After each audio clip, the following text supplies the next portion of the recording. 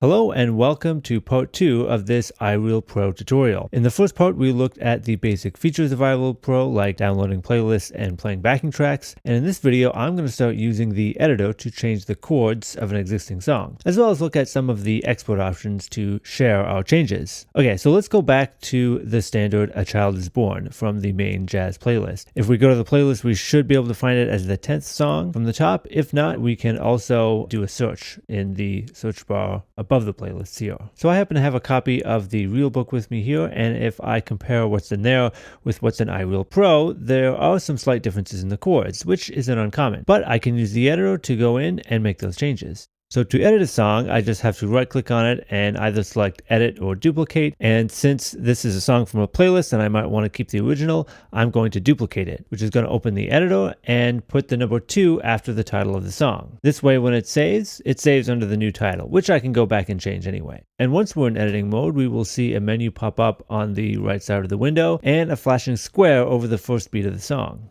To edit a chord, we simply have to click on the chord we want to change, backspace to delete it, and type in whatever new chord we want, or select it from the chord drop-down menu. In this song, we can see on the third line where iReal Pro has D7 sharp 5, the Real book has D7 flat 9. So to change this chord, I go to the D7 sharp 5, just hit backspace a couple of times, and type in my new chord as D7B9. The D automatically gets capitalized since it's the root, and the B automatically gets turned into a flat. This way, iReal Pro allows you to type in chord symbols using just symbols on the keyboard to represent the music notation. And we can see on the next line that the F7 sus in iReal Pro is a C minor 9 over F in the Real book. So once again, I just click on the chord, backspace to delete, and enter the new one. In this case, I have C. I don't even have to capitalize it. It does that automatically. Minus sign for minor, the number 9, the slash, and an F. And iReal Pro understands these symbols and generates a backing track from it. And if we enter something it doesn't recognize,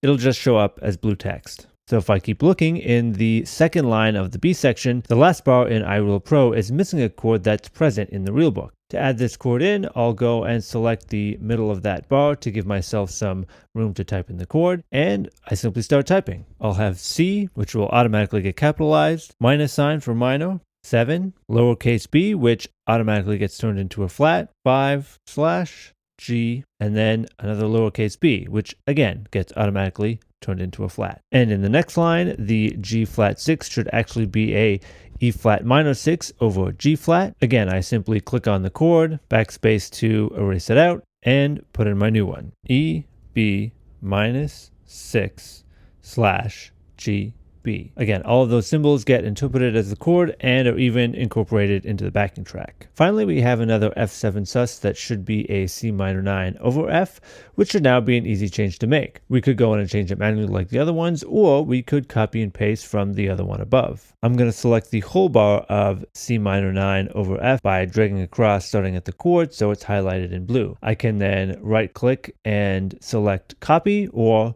Control or Command C. I then want to select the whole bar where I want to paste it, again highlighting in blue, and again either right clicking or Control or Command V. If I paste without selecting the whole bar, it will push everything else ahead. And once we've made all the changes we want, we can go over to the side menu and change any of the details like the title, composer, or style to reflect our changes. And select Save. Then we can close the editor. iReal Pro also gives us the ability to export the backing track we hear as an audio or MIDI file, and the chord chart as a PDF or an iReal Pro format, which can also be used to export playlists to other devices or the iReal Pro online form. If I want to export the audio of my new song, I can right-click on the song from the list and go to Export Audio, and I'll get some analog formats like WAV and AAC, as well as MIDI, which can be used to export it to other sheet music editors like MusicScore or Sibelius, as well as DAW like Logic. Keeping in mind that this will export a backing track according to the currently selected repeats, tempo, key, and mix of instruments that's selected on the right side. We can also export the chord chart to iReal Pro format, which is HTML, PDF, Music XML, which is another form of digital sheet music similar to MIDI, except while MIDI has every note for every instrument in the backing track, the Music XML will just have the chords. It's useful if you want to transfer the song as a lead sheet into another music editor or DAW. Forms is to share the song to the iReal Pro online forums, and so clicking this will open the form in a browser and copy a link to your new song to the clipboard. Share will link to other apps on your device like messengers and social media, or the desktop version, it can also be sent straight to the printer. All of these options can also be accessed via the Share button in the top right. Here we also have the record function. If we have a microphone or audio device connected, iReal Pro can use it to record us playing over the backing track and save the recording along with the backing track as an MP4. Here we also have the search function, which will open either YouTube, Apple Music, or Spotify, or the lead sheet option, which will do a Google image search for the title of the currently selected song. We can also export the whole playlist in the same formats, iReal Pro, PDF, to the forums, and we also have the setlist option, which is actually just the text of the list of titles in the playlist copied to the clipboard. These export functions are especially useful when we want to share some edits we've made with bandmates or students, or if we've created a song from scratch, which is what we're going to cover in the next video. But for now, try just editing a few chords and exporting a backing track, and I'll see you in the next video.